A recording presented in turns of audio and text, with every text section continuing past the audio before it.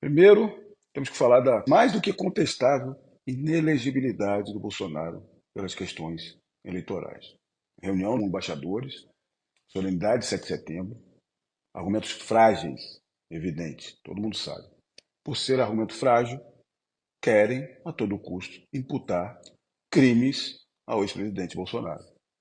Mas como não há desvio de verbas, como não há malas de dinheiro, é necessário inventar. O Brasil está sendo despedaçado economicamente, com luz voltaram nesse desgoverno Lula, e a imprensa foca em indiciamento sem fundamento.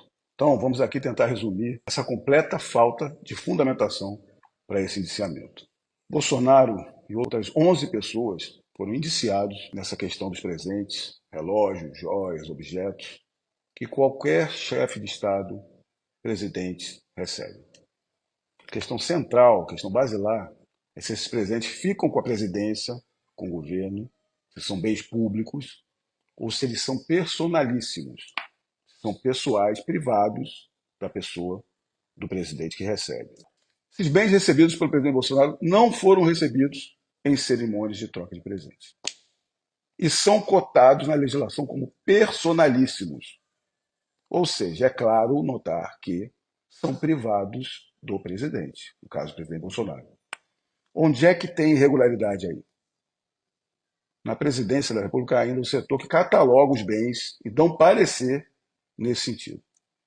Não havia indicação nenhuma, entendimento diferente, de que aqueles presentes, joias, relógios, não eram personalíssimos do Bolsonaro, em conformidade com todos os regramentos do momento.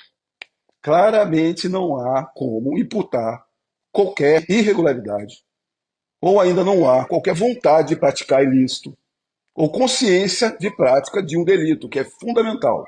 Se não tem vontade nem consciência do delito, não tem irregularidade, não há nunca como ter uma imputação de crime. E aqui, mesmo assim, indiciaram Bolsonaro. Agora vamos à diferença completa de tratamento quando se trata de Lula e Dilma. Primeiro que o Lula e a Dilma não entregaram, nem sequer devolveram os presentes recebidos em cerimônias protocolares, sobre os quais nunca houve dúvida nenhuma na legislação, quanto à obrigação de serem incorporados ao acervo da União. Lula ainda manteve em sala-cofre da agência do Banco do Brasil, várias notícias dizendo isso, um acervo guardado de 23 caixas, contendo joias, obras de arte, que o ex-presidente recebeu de outros governantes. Houve uma auditoria para isso, apesar da ilegalidade flagrante, no caso de Lula e da Dilma, o TCU determinou apenas que os bens fossem devolvidos para o governo, nada mais. Houve algum indiciamento do Lula e Dilma? Claro que não. Um tratamento para Dilma, para o Lula, e outro tratamento completamente diferente para o Bolsonaro.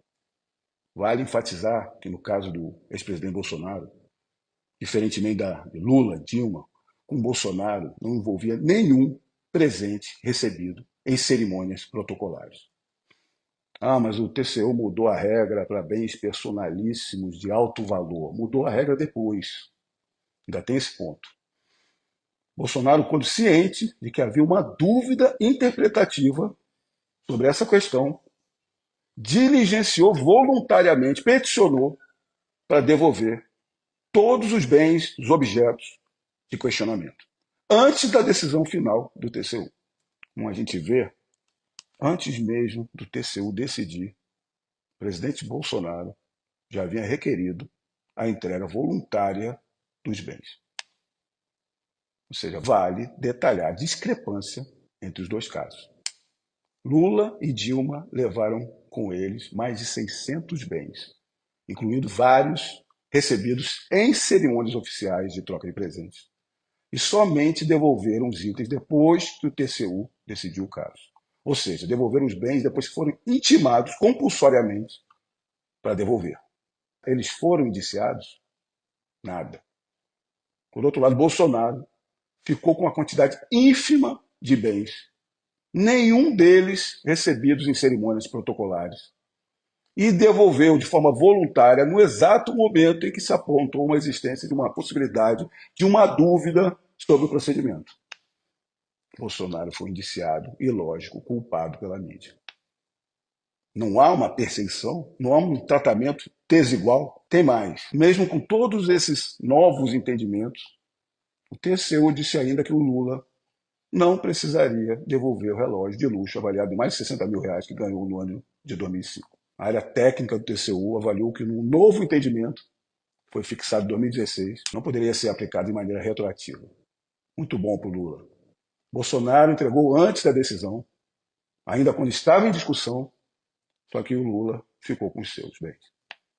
Está clara a perseguição, a diferença de tratamento, e mais ainda, que não há qualquer possibilidade de imputação de delito, crime ilícito ao Bolsonaro. Se há um crime nesse procedimento, está em outra parte, está na quebra de sigilo dos autos.